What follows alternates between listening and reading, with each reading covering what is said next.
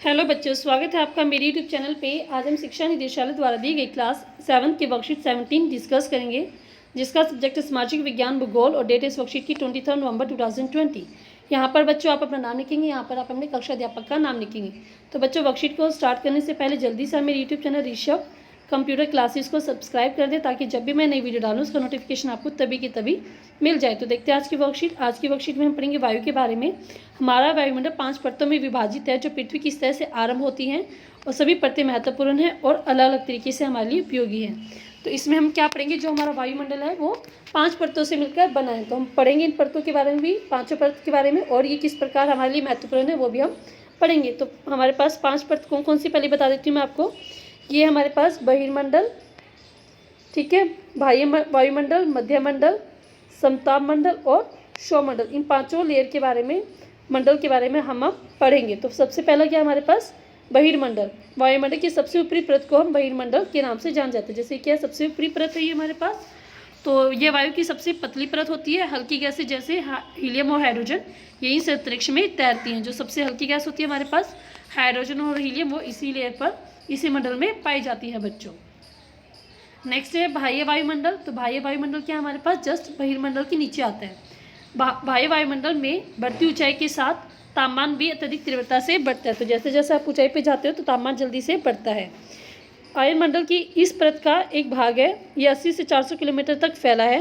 Wireless संचार जैसे mobile, internet, radio आदि के उपयोग के लिए इस परत का इस्तेमाल होता है। तो मोबाइल, इंटरनेट जो भी आप करते हो वो इसी परत के लिए, इसमें ही इस्तेमाल होता है बच्चों, ठीक है। मतलब जो इसके जो नेटवर्क होते हैं वो इसी लेयर पर होते हैं। वास्तव में पृथ्वी से प्रसारित रेडियो तरंगे इस परत द्वारा पुनः पृथ्वी पर परावर्तित कर दी जाती हैं, और जो पृथ्वी जो रेडियो तरंगे भेजती है वो क्या करते हैं, वायुमंडल इसको दोबारा से पृथ्वी पर ही भेज देती है। नेक्स्ट है हमारे पास मध्यमंडल। तो मध्यमंडल क्या है हमारे पास, जस्ट हमारा इसके नीचे है, बाह्य वायुमंडल के नीचे, देखो दिख रहा है ना यहाँ पे, क्या हमारा आ गया मध्यमंडल।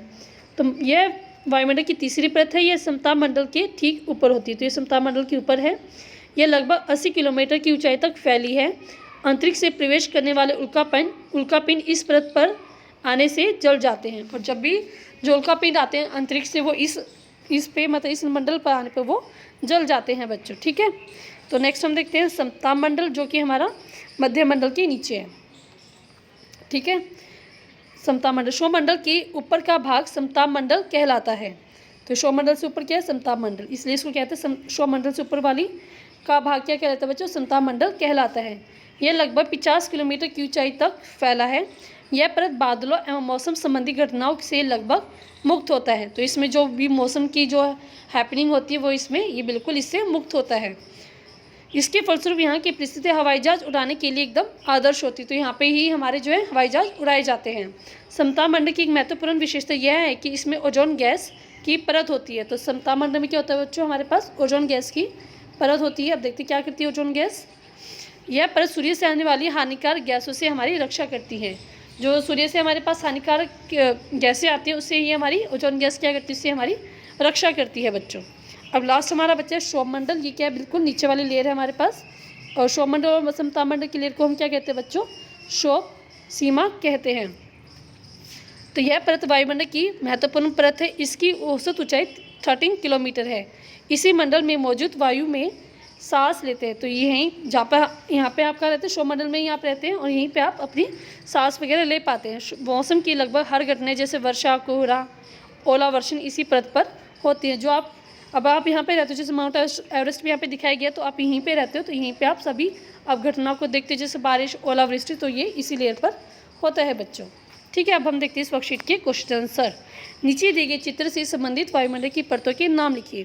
तो एरोप्लेन दिखाई, इसमें एरोप्लेन हमारे कौन सी लेयर पर उड़ते हैं बच्चों, तो हमने भी पढ़ा था, ये हमारा ये आएगा इसका आंसर हमारा, क्योंकि यहाँ पे दिखाई ना हवाई जहाज, तो किसका आएगा, समताप मंडल बच्चों। मैं इसका आंसर आपको इकट्ठा लिख के दिखाऊंगी।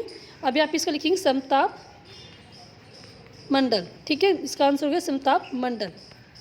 नेक्स्ट हमारे पास यहाँ पे क्या उल्कापिंड दिखाएंगे। उल्कापिंड हमारे कौन सी लेयर पे आए थे बच्चों, आपको दोबारा से दिखाती जाती हूँ। तो यह हमारा था उल्कापिंड, ये क्या है, मध्य मंडल। तो इसका आंसर क्या हो जाएगा बच्चों, मध्य मंडल। नेक्स्ट हमारे पास यहाँ पे आपको रेडियो दिख रहा है। तो रेडियो हमारे कौन सी लेयर पे था बच्चों, ये पे कौन सी लेयर पे हमारी रेडियो की किरणें काम करती हैं? ये था हमारा रेडियो। दिख रहा है आपको यहाँ पे क्या था? बाह्य वायुमंडल। तो इसका आंसर आएगा बच्चों बाह्य वायुमंडल।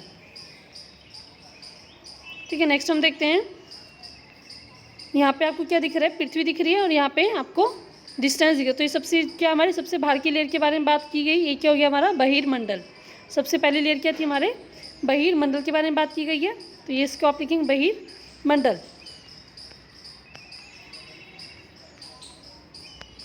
ठीक है, और नेक्स्ट आपका ये क्या है? आपको आंधी तूफान सब दिख रहे हैं। तो ये आपका जहाँ पर आप रहते हैं इसको क्या बोलते हैं? हम क्षोभ मंडल बच्चों। ठीक है, अब मैं आपको इसके सभी के आंसर इकट्ठे दिखा देती हूँ।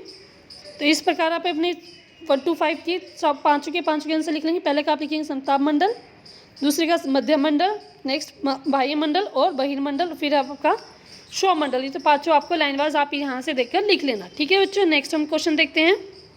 तो नेक्स्ट क्वेश्चन इस वर्कशीट का, ओजोन परत मानव जीवन के लिए क्यों महत्वपूर्ण है? वर्णन कीजिए। ओजोन परत के बारे में देखते हैं किस लिए महत्वपूर्ण है ये हमारे लिए। ओजोन परत में ओजोन गैस होती है, ओजोन गैस की परत होती है। यह परत सूर्य से आने वाली हानिकारक गैसों से हमारी रक्षा करती है। तो ओजोन परत में क्या होती है बच्चों? ओजोन गैस होती है। ये हमारी सूर्य से आने वाली गैसों से हमारी रक्षा करती है। तो इस प्रकार बच्चों ये हमारी पूरी वर्कशीट कंप्लीट हो गई। अगर आपको बच्चों वर्कशीट समझ में अच्छी लगी तो इस वर्कशीट के लिए लाइक कीजिए, वीडियो के लिए लाइक कीजिए, शेयर कीजिए और मेरे YouTube channel Rishabh computer classes को सब्सक्राइब करना ना भूलें बच्चों। थैंक यू बच्चों, थैंक यू वेरी मच।